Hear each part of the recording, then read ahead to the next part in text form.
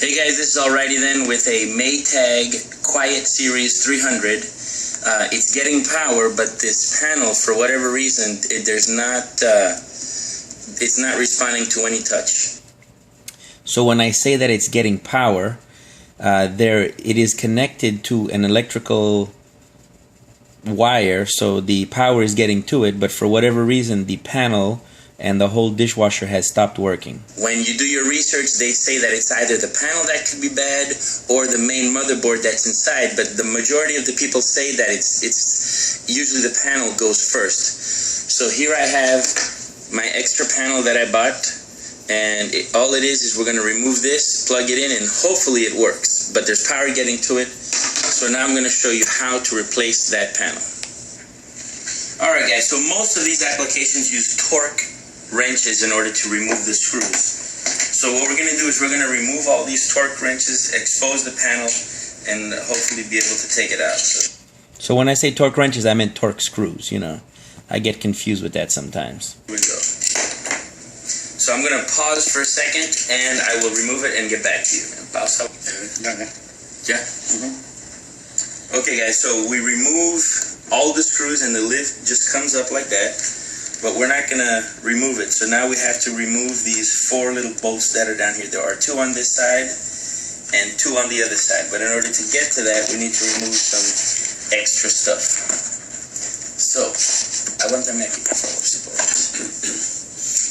Let me see, I think that's too big.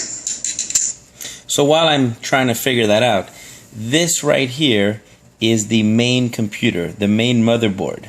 And usually this piece is good and it's the main panel that goes bad.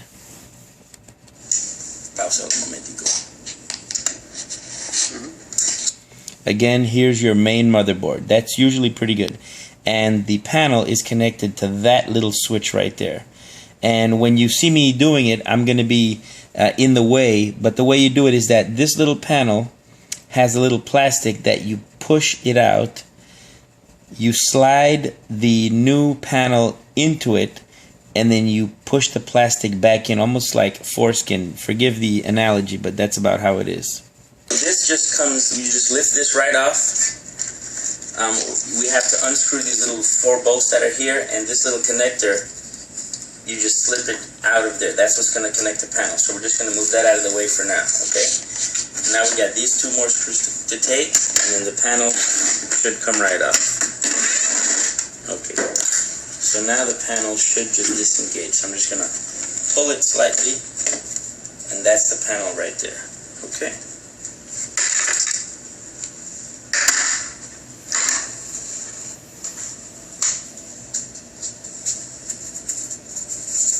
There's a little foam piece that's going to go right here. So put it right nuevo.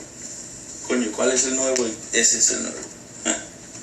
That's the new one right there. Don't get them confused.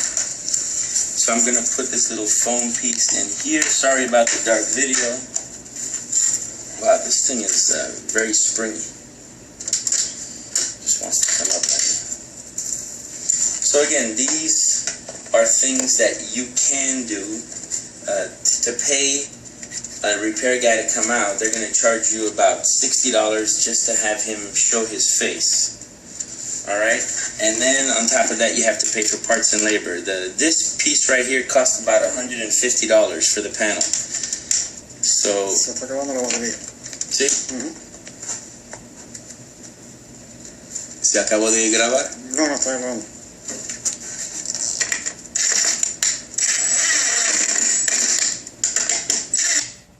Now, typically when you're doing these type of installations, you have to be really careful not to over tighten the screws because you'll just shear the plastic. Yes, I am using an impact driver, but it's one of the small DeWalt ones. However, I am very familiar with how to use it, and I know when to stop applying pressure. So I've got a good feel for it. So if you're not used to using power tools, use hand tools instead. That's one way to guarantee that you're not going to strip your screws. So whenever you're doing any type of screw tightening, make sure that you're familiar with your drill driver. Very carefully, we're going to reapply the screws. We're going to put it back.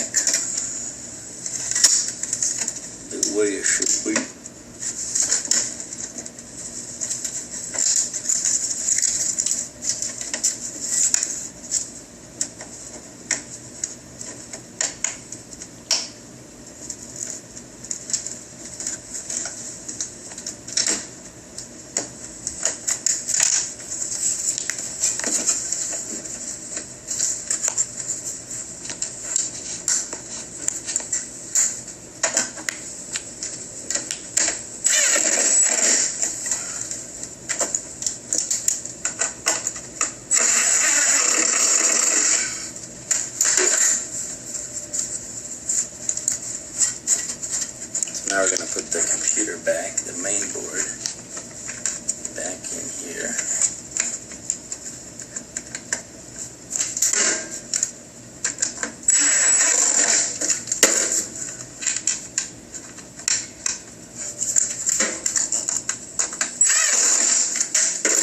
So this comes out a little bit.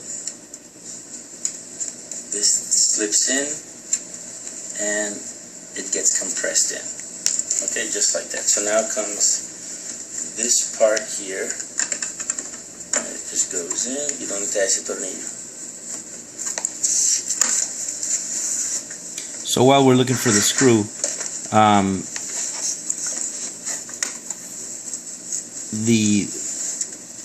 the panel just slips right in, and it's just a compression fit. And I had to kind of hold it down with my hand, otherwise I wasn't able to do it. That's why my hand was in the way, and I apologize about that.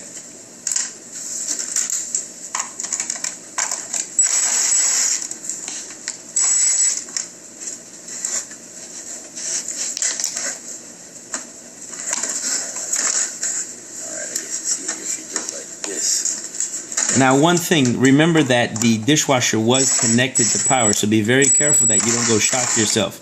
It's a pain in the butt to remove it, to disconnect it. I could have hit the circuit breaker, but it was just easy. And now, okay, vamos a poner eso de nuevo. So now, before screwing it all in, I'm just going to line the door back up and put everything back the way that it was, and everything should work. So now, technically, if I were to, there it is, it's working.